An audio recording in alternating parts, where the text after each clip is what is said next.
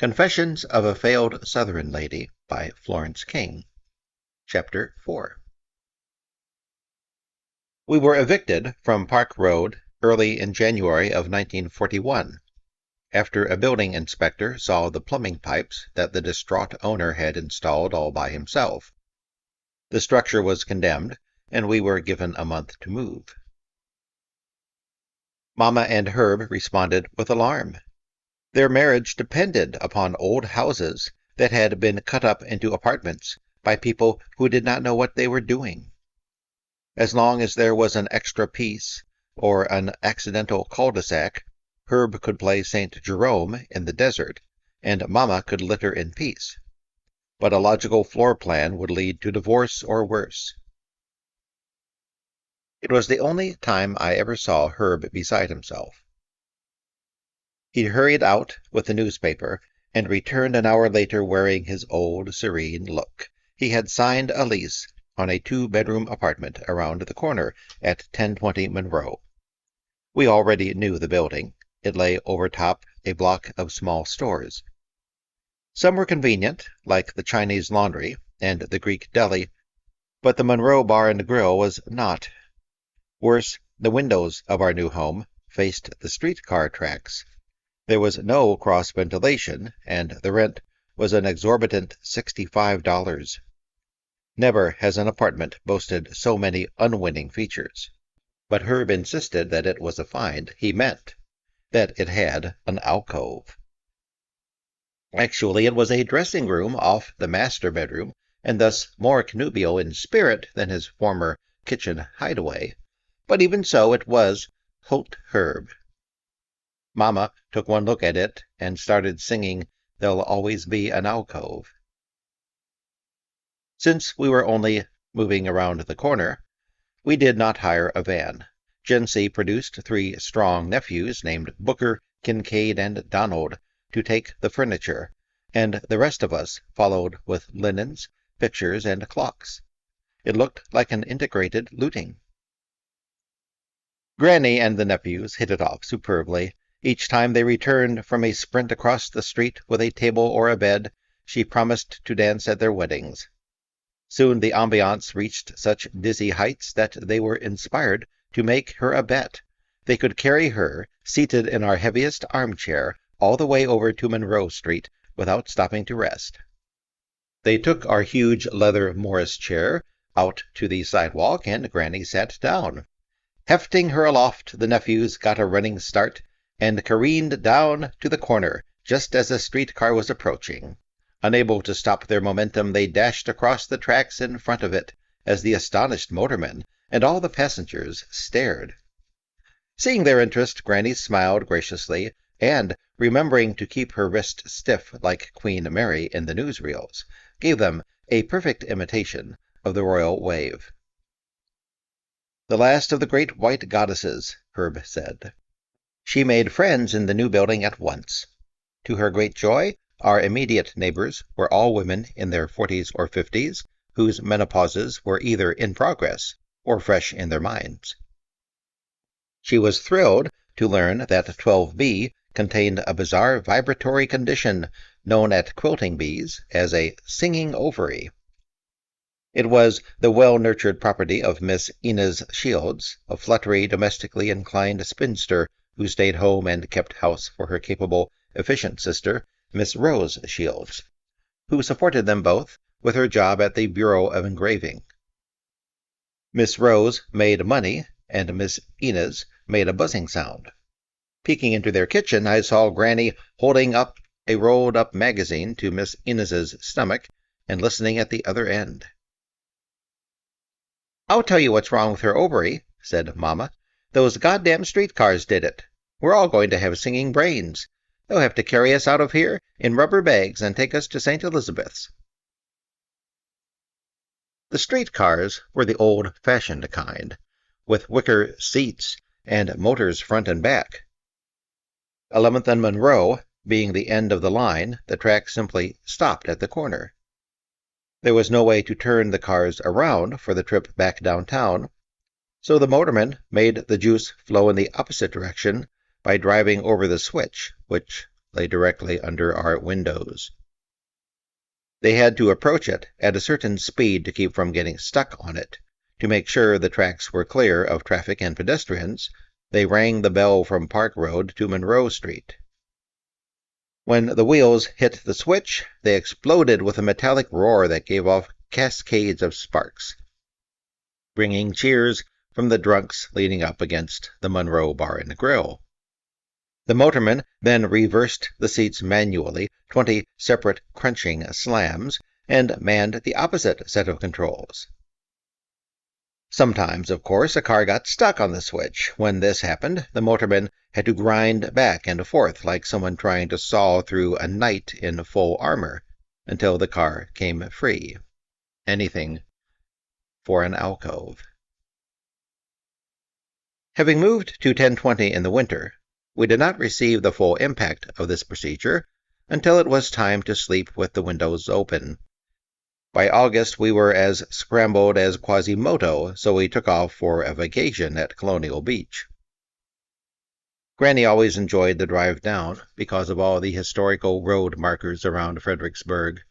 Here was fought, once stood the home of, buried nearby, granted by King Charles II, too, and Herb's favorite, on this spot, all filled her with immense pride. "Think of it," she said to no one in particular. When we arrived at the cabin site, we found Uncle Botetourt and Aunt Charlotte, Dora Madison with a group of her girlfriends, and the usual assortment of Uptons. These were the people we had expected to find. Also present that year was someone who was destined to make the summer of 1941 a season that would live in imbecility.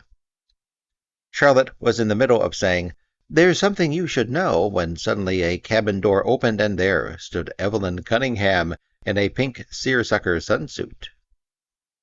Seeing us, she sprinted down the cabin steps and threw herself into Granny's arms. "Oh, Aunt Laura, Aunt Nana made me go to a new doctor, and he's going to hook my head up to a machine and read my brain." "If he can find it," Mama muttered under her breath. Soap operas at this time were modest radio offerings, concerned solely with love affairs, so none of us knew what brainwaves and electroencephalograms were, but Evelyn was eager to enlighten us. She followed us into our cabin and recited a year's worth of medical history as we unpacked, talking faster and faster, higher and higher, gasping for breath, widening her eyes, licking her lips until at last she crossed wires and had a choking fit. "Now you stop this foolishness," Granny ordered. "There's nothing wrong with your mind. Aunt Nana's just talking through her hat. It's female trouble that's causing these spells. You've got a descending womb. It runs in the family. I had the same trouble myself, and I can see all the signs in you." "You think so, Aunt Laura?" Evelyn asked hopefully. "I don't think it, I know it. You're delicate down below, that's all. All of us Upton women are." She sighed. "I've told you this over and over, Evelyn. Why do you let Aunt Nana fill your head with nonsense?" The answer was easy. Evelyn and Billy had rented Granny's old house, putting Evelyn in dire propinquity to Aunt Nana, who had jumped at the chance to plump for insanity again. If God was on the side of the strongest battalion, Evelyn was on the side of the nearest. Now, Granny was the nearest. As she launched into her lecture on the descending womb, known to medical science by the cold name of prolapsed uterus, Evelyn's strained face relaxed, and she returned to the female trouble fold. "Oh, Aunt Laura, you're smarter than that old doctor any day," she shrieked, rushing over to give Granny a big hug. When she scampered out of our cabin, Herb opened a bottle of beer and sank wearily into a chair. "That woman has a voice like a castrated Irish tenor." "She's nuts," Mama proclaimed flatly. "Oh, Louise, you sound just like Aunt Nana with her talk of the Cunningham taint. Evelyn has female trouble." "Mrs. Running," Herb sighed, "Evelyn's problem has nothing to do with either the Upton womb or the Cunningham taint. She's suffering from historical displacement brought on by her unsuccessful struggle to be a Southern belle." "Why, she was a belle," Granny said indignantly. "Men flocked around her." That's only one small part of being a belle, Herb replied. Many women throughout the world are admired by the opposite sex, but they aren't Southern belles. Then what is a Southern belle? Granny demanded. A state of mind, Herb said, one which Evelyn is geographically incapable of achieving. The belle is a product of the Deep South, which is a product of the 19th century and the age of Romanticism. Virginia is a product of the 18th century. It's impossible to extract a belle from the age of reason. Do you mean to say that Virginia has no belles? Granny asked incredulously. That is correct. Herb's right, Charlotte said pensively. Look at all those plantation novels and movies about Southern belles. They're never set in Virginia. It's always somewhere way down south. Scarlet was from Georgia, and Jezebel was from New Orleans. Granny scowled at her traitorous daughter-in-law. What about Sally Fairfax? She huffed. Her fame rests solely on the fact that George Washington fell in love with her, Herb replied. But she was a married woman when it happened, so she can hardly be considered a belle, especially since she discouraged him firmly and consistently without indulging in coy games. No wonder they never made a movie about it, Dora Madison said, giggling. Mama was enjoying Granny's defeat. Name another Virginia belle, Mother, she challenged. Silence fell. Mama threw Herb a grin and punched him in the ribs. It was her way of saying thank you. I was to dine out on Herb's theory 36 years later, when Roots aired on television, and a number of non-Southern friends asked me why the Sandy Duncan character seemed oddly off. It's simple. She brought to the Virginia of Thomas Jefferson a giddy flutter that belonged in the Alabama of Jefferson Davis.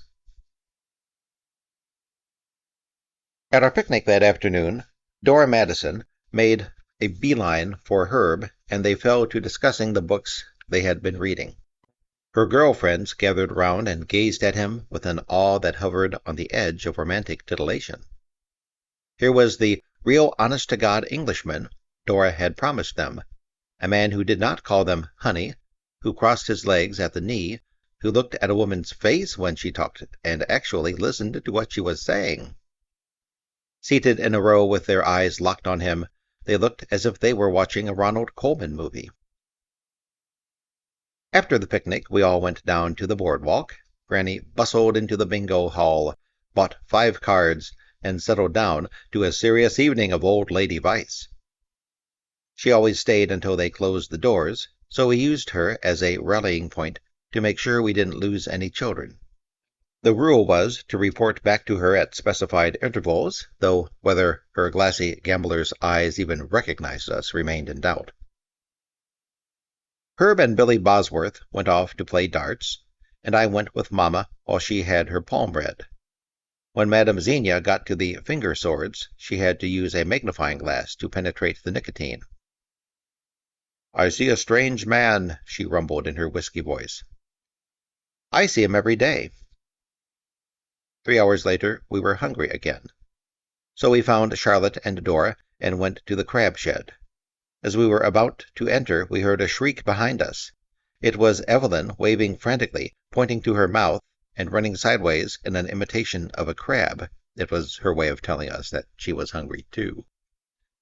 She joined us, and we took a big table in the middle of the restaurant. The waitress spread newspapers over it, and we ordered a mess of soft shell.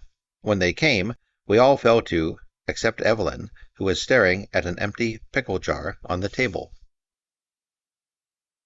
I'm going to steal that jar, she whispered. Why? Asked Charlotte. There's nothing in it except juice. I know, that's why I want it. It's pickle juice. She rolled her popping eyes around the room to make sure no one was watching. Then she grabbed the jar, screwed the lid tight, and shoved it in her big straw handbag. It's so I can catch my womb in case it falls out, she informed us. Oh, for Christ's sake, Mama exploded. How the hell can a womb fall out? Aunt Laura said it could, Evelyn wailed. Mother's full of shit. Evelyn's answer was a sob. Putting her fingers in her mouth, she emitted a long, steady moan that made everyone turn around and stare at us. She sounded like a smoke detector. "I think we'd better go," said Aunt Charlotte. "Bring those crabs," Mamma said to me. They paid the check and hauled the weeping Evelyn to her feet. She cried all the way down the pier and across the boardwalk, sagging into Charlotte's arms while we followed behind with greasy newspapers full of our uneaten supper. "Women," Mamma muttered. The next night I ran into Evelyn at the cotton candy stand. I tried to escape her frantic company by saying that I had to report to Granny at the bingo hall, but she grabbed my hand in her clammy grip and said she would go with me. It was Saturday. The boardwalk was packed with Marines from Quantico, sailors from Anacostia, soldiers from Fort Belvoir, and defense workers from the shell factory at nearby Dahlgren. As we searched our way to the door of the bingo hall, Evelyn screamed, "Here it comes!" Wrenching open her pocketbook, she tore madly through its chaotic contents, throwing combs, cosmetics, and old streetcar transfers in all directions until she found her pickle jar. "Please," she cried, "give me room. My womb's falling out."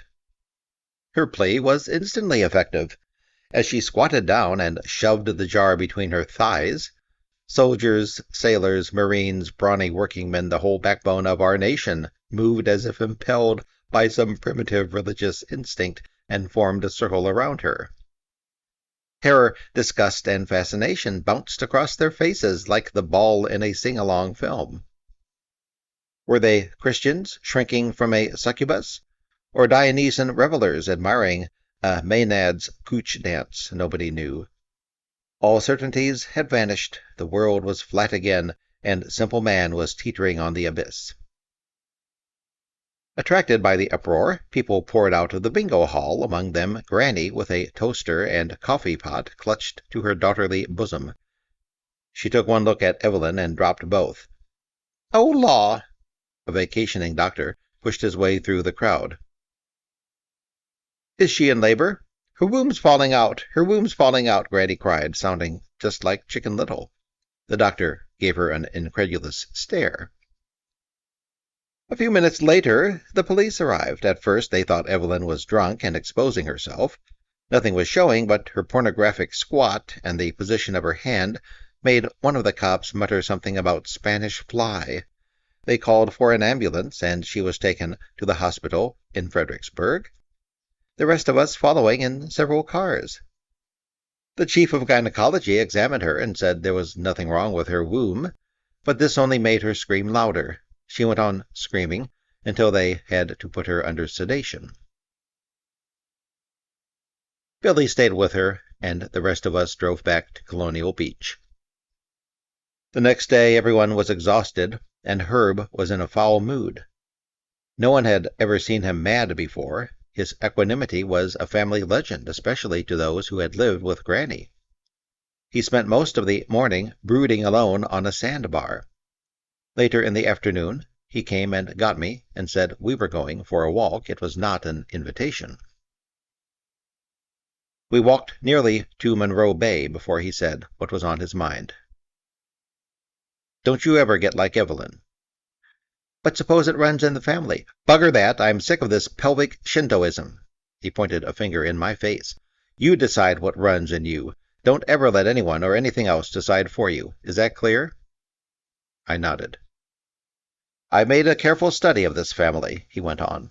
"Evelyn is the creation of Aunt Nana and your grandmother, and they have created a Frankenstein. One of them wants her to go barmy, and the other wants her crankcase to fall out, all for the sake of some outlandish vision of ideal womanhood the two of them have cooked up.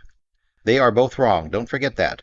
Naturally, you will continue to respect your grandmother and obey her in everyday matters, but don't listen to her madcap theories. Is that clear?" "Yes. What does Shintoism mean?" "Ancestor worship." "What does bugger mean?" A sheepish look crossed his face. "It's something like what your mother means when she says shove it." "You mean bugger is British for shove it?" "Well, you might say that." We walked back to our cabin. Herb lapsed into another silence, his brows puckered in thought, as if he wanted to say something else but wasn't sure how to put it. Finally he spoke again. Your grandmother and Aunt Nana really aren't the kind of women they would like to be, so they use Evelyn as a doppelganger. What's that? German for substitute. You see, as long as Evelyn behaves in a feminine manner, Mrs. Redding and Aunt Nana don't have to. All they need do is claim kinship with her, wait for her to collapse or abandon her wits, diagnose the problem as some quintessentially female plague, and then announce that she inherited it from them. That way, they can go on being autocratic without risking exposure. If Evelyn is weak, it follows that they are weak. What's autocratic? Bossy. What's quinner, the highest example of something? As in, your mother is the quintessential baseball fan. Oh, I get it. You know, he said slowly, this Evelyn business has been hard on your mother. Knowing that Mrs. Redding would prefer Evelyn for a daughter has hurt her more than she lets on. If she seems brusque at times, try to understand her. Imagine how you would feel if you had a sister that everyone liked best. I don't want any goddamn sister. I believe you have taken the point, Herb said dryly. I had. I was still half afraid Mama would murder me, but I began in a childish way to grasp the basic family picture.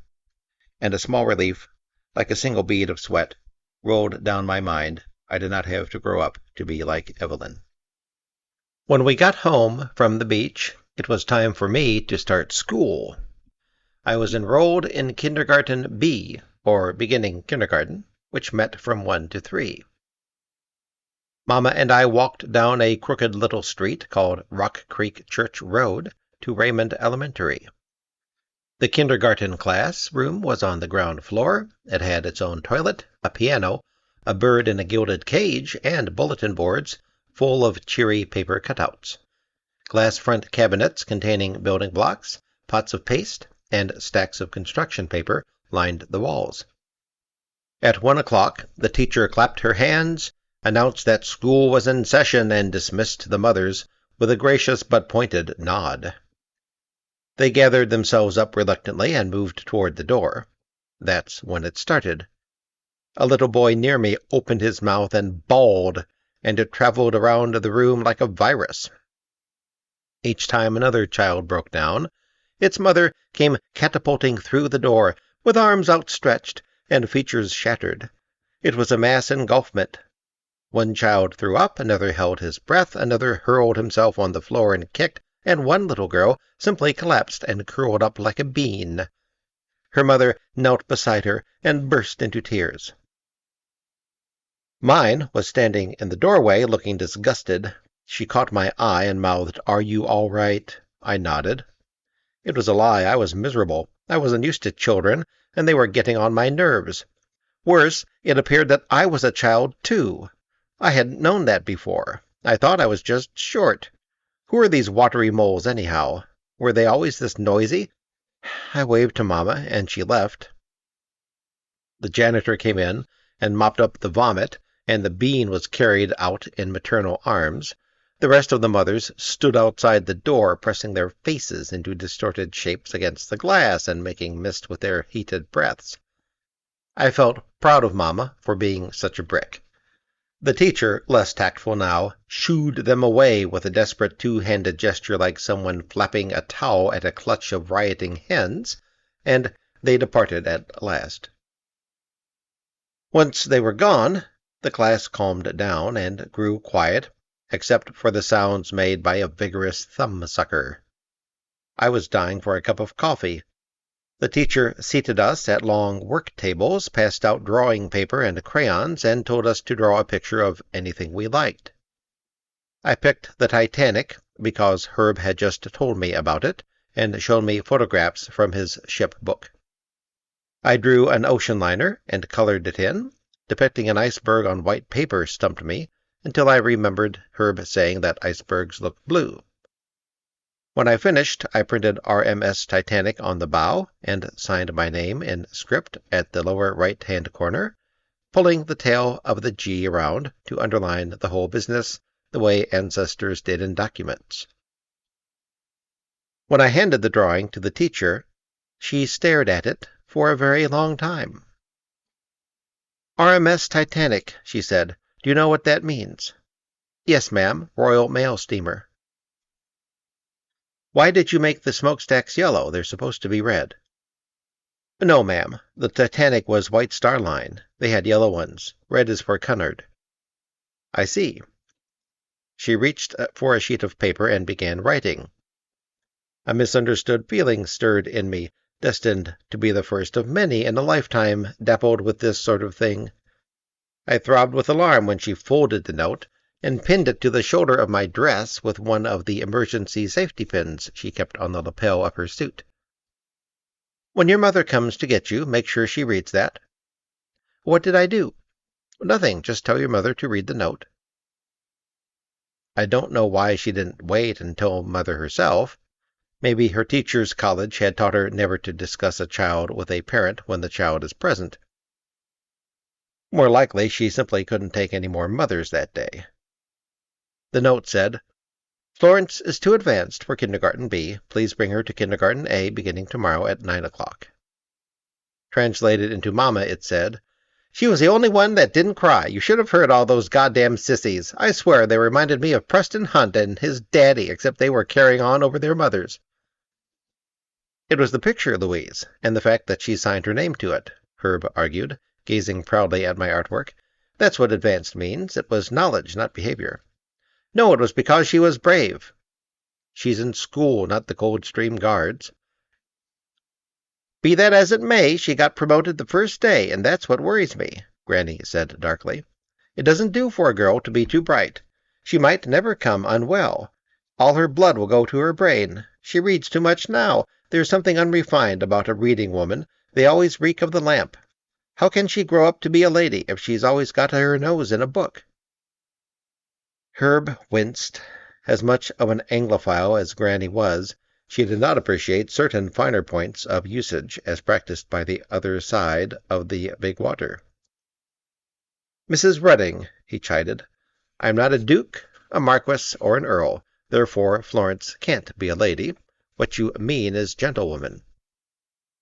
Oh, I don't like that, Granny said, wrinkling her nose in distaste. It sounds masculine. Oh, shit. Granny took my kindergarten coup as a personal challenge to her ladysmithery. Casting around for an antidote to my burgeoning intellectualism, she forced me to submit to knitting lessons. Under her tutelage, I grasped the basic knit and purl easily enough, but my needles refused to click or flash or lend themselves to any of the verbs associated with dexterous womanhood. They scraped. You will make your father a scarf for his birthday, Granny ordered. Herb liked conservative colors, so I began with slate gray, but I soon tired of looking at it and switched to dark blue. The blue bored me after a few rows, so I chose a ball of light gray and knitted on. Pleased by my show of industry, Granny left me to my own devices and went off to Richmond to visit her sister. I had to have the scarf finished by the time she got back. To make the task more bearable, I changed colors every day, using maroon, royal blue, magenta, vermilion, yellow, orange, red, and purple. By the time Granny came home, the scarf was 4 feet long and contained every shade in her knitting basket. She and Jency were horrified when they saw it. It looked like Joseph's coat. It'll go with anything, Mama chuckled. I had knitted in the privacy of the room Granny and I now shared, so Herb had not seen the insane rainbow that would soon be his. Granny took it off the needle and blocked it, and I wrapped it in conservative dark green paper. Granny gave him the usual pajamas and socks. Mama's gift was even less of a surprise. She took $5 out of the housekeeping money he had just given her, stuck it in an envelope, and handed it back to him, saying, Happy birthday, buy yourself a book. He opened my gift last. Only an English face could have resisted a double take on seeing what was inside, but fortunately he had one. Holding up my garish handiwork, he wrapped it around his hand the way a man fashions a mock knot in a tie to see how it will look on. I say, that's a handsome scarf. I'll be proud to wear this, thank you, little one. And he did wear it. That night he stood before the mirror in his tuxedo and wrapped my lumpy gift around his neck as though it were the finest evening silk. When he put on his overcoat, the wool puffed out around his collar like a goiter, but the master mold of fashion did not seem to notice. When he came home, he wrapped it carefully in tissue paper and put it away in his bureau with the same care he gave to all his possessions. He wore the scarf all that winter. Never in the history of haberdashery was anything so awful, so cherished. After the scarf birthday, I noticed a change in Jency. Up till then, she had always walked a wide circle around Herb. She dealt in stock characters where white people were concerned, and he did not fit any of the stereotypes she felt comfortable with. She knew how to handle good old boys and big daddies, but Herb was neither, nor even a Southerner. Lacking Granny's reverence for all things English, she knew only that he was a foreigner. This meant what she called dark-complected, which Herb was not, and heathen, which, technically at least, he wasn't either. But what had always disturbed her the most was the way he fell between the slats of her Bible-drenched certainties. To Jency's way of thinking, he should have been a sinner. He worked at night, he aided and abetted dancing, and he handled hard liquor when he tended bar. Yet he spent his free time reading books. In Jency's world, people either came to ruin or they didn't. Being neither saved nor damned was not only impossible but intolerable. For years she had been waiting for Herb to go one way or the other. The longer he remained in his incomprehensible limbo, the more her spiritual equilibrium suffered. It was like waiting for someone to drop the other shoe. The tact and sensitivity he showed over my birthday gift enlarged her moral scope. "He done right," she proclaimed, and proceeded to tell the scarf story all over Washington's black community, using it as the subject of her Sunday school lesson on the Golden Rule, and as a parable on the family man when she went with her church ladies to harangue the habitués of the Florida Avenue billiard parlors. It ends Chapter 4. Thank you for listening to it. Please comment if you like it.